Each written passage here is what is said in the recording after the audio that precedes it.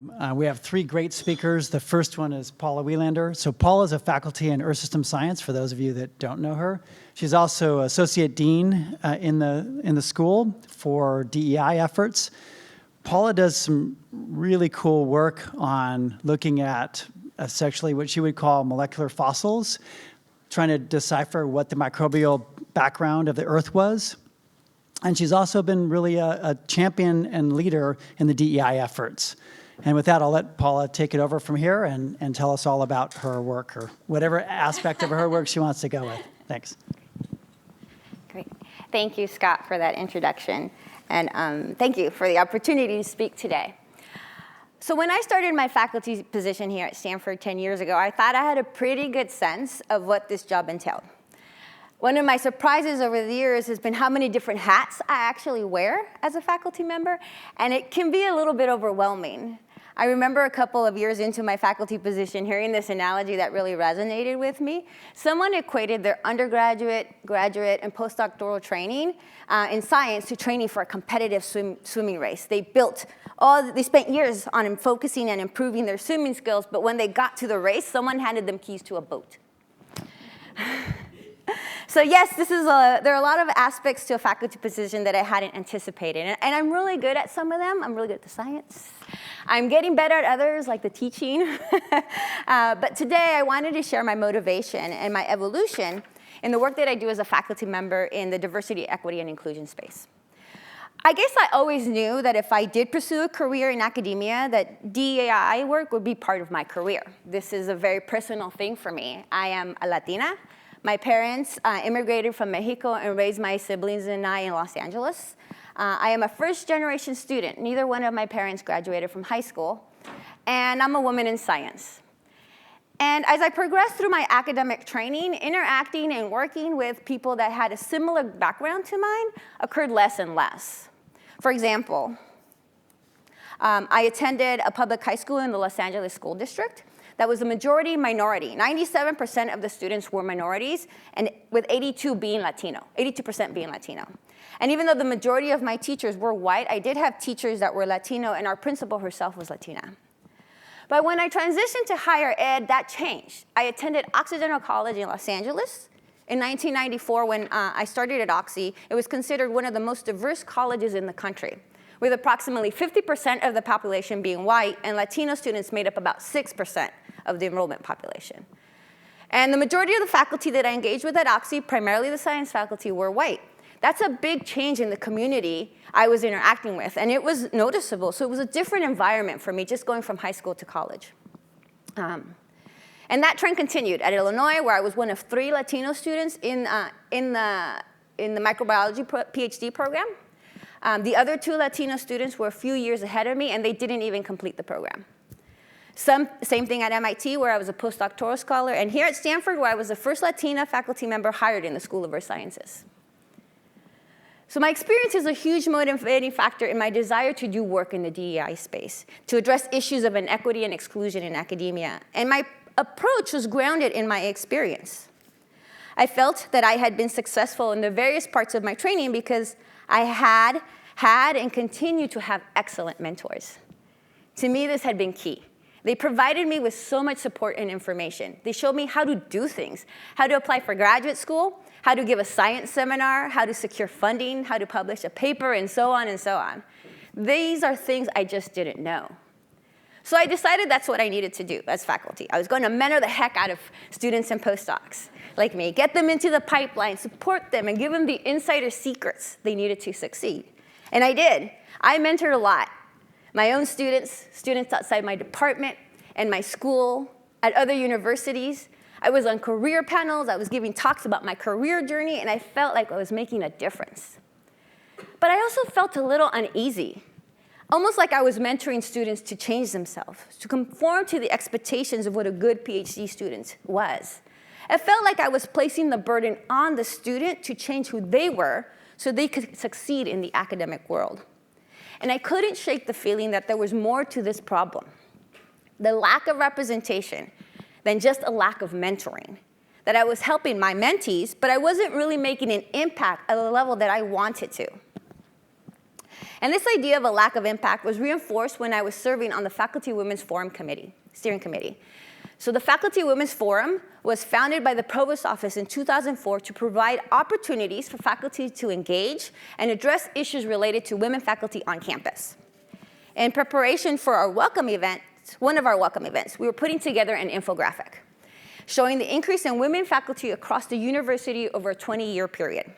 So in 1999, women made up 20% of the professoriate at Stanford, and that number rose to 30% by 2019. And that is a significant amount of progress.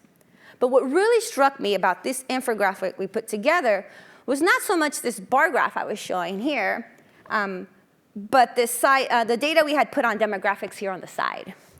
In particular, out of 695 women faculty at Stanford in 2019, 31 self-identified as Latina and 22 as Black. And those numbers had not changed in the same 20-year period at all. How is it possible, with all this emphasis we put on DEI, we aren't seeing progress being made in representation of certain groups? So at this point, I felt I needed to educate myself a little bit as to what was going on here. So I read a lot. I listened to all the podcasts. I looked into everything from like the scientific literature to NPR. And there are a lot of factors that contribute to this inequity we see in academia and in our institutions. And for me, what kept coming across as a common thing was this issue of race and how we do race. So one resource that was really useful for me was the RaceWorks toolkit from the Stanford Spark Toolkit collection. So this toolkit was developed with the Center for Comparative Studies in Race and Ethnicity and features a series of videos, among other things, that aim to help develop racial literacy among our community. They have one introductory video entitled Doing Race, which made me think about race differently than I have been in the past.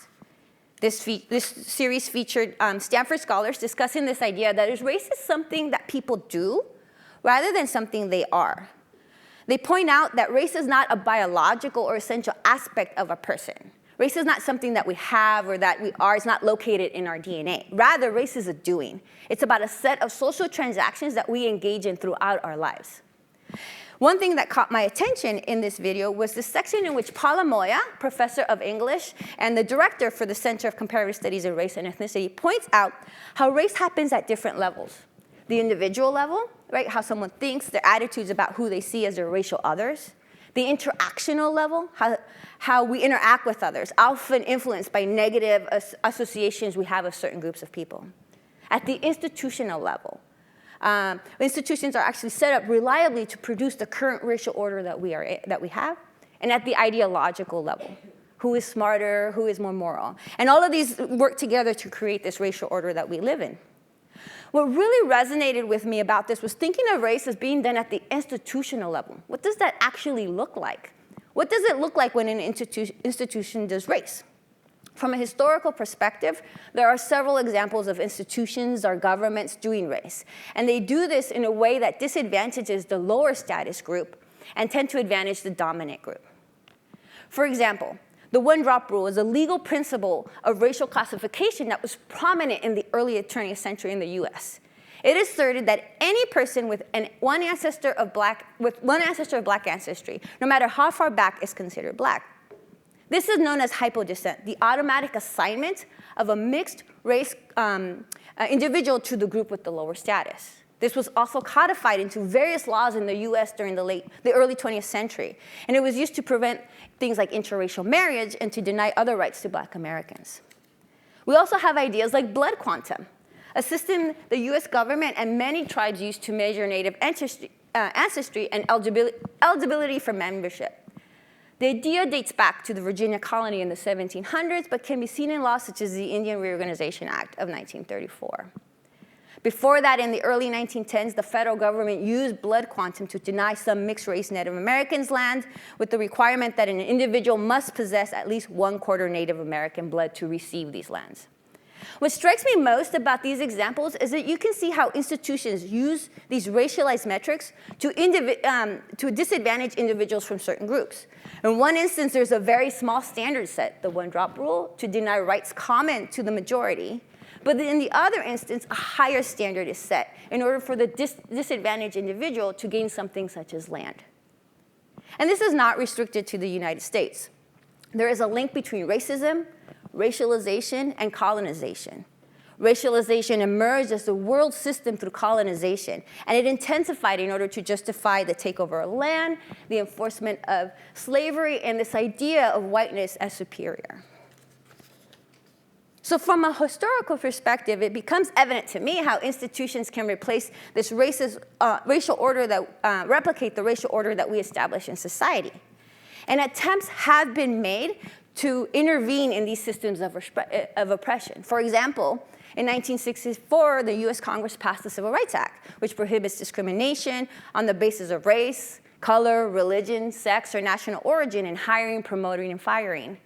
The act prohibited discrimination in public accommodations and federally funded programs, and also strengthened the enforcement of voting rights and the desegregation of school. Okay? But in thinking about DEI work in the context of historic perspective and strictly through this racist doing view, I began to feel a tension.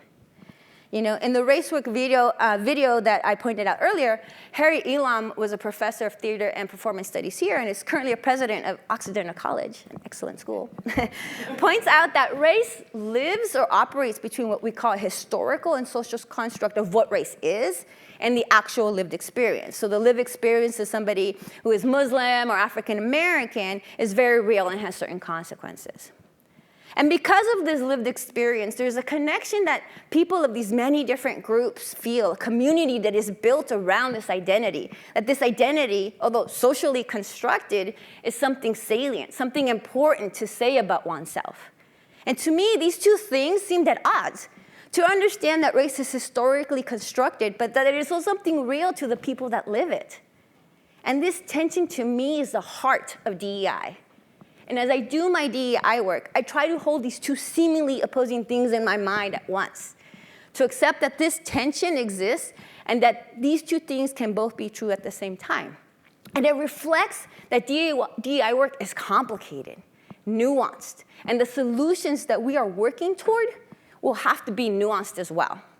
That the solutions will be difficult but necessary. That we can dismantle institutional racism and injustice while honoring the bond and the community that lives within these diverse groups.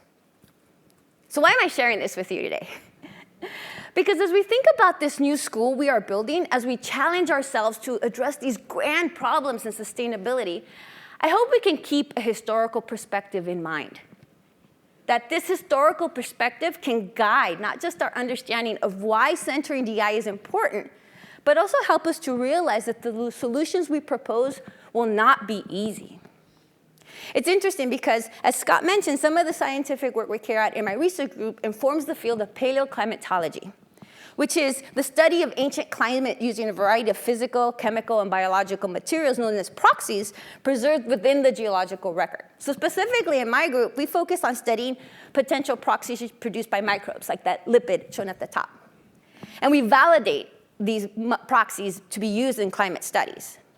In turn, paleoclimate studies can inform and guide my research on which proxies to study, how to study them, and which research questions are important to address in the lab.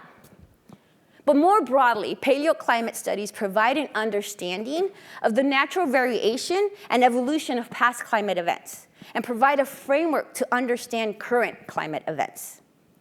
And what paleoclimatology teaches us is that the Earth's past climate has changed in large ways, and that change has not been random. Climate changes when it is forced in ways that are relatively well understood in Earth history. So this historical context provides a perspective that is important in how we can address our climate challenges today so we can have a sustainable planet in the future. For me, the same can be said for our DEI work. That history can guide us as to why this work we do today is so important. It shows us that these inequities, the lack of access, the lack of representation, did not happen randomly. Inequity in our academic institutions exists for reasons that are well understood in our human history. Understanding that history is necessary to build an academic institution that is not just sustainable, but equitable, and that can contribute to a sustainable society. And I hope that providing this context, this inspiration that guides me, will also inspire you to engage in the mission, to not shy away from the harshness of the history and the hardness of the problem, but embrace it. Thank you.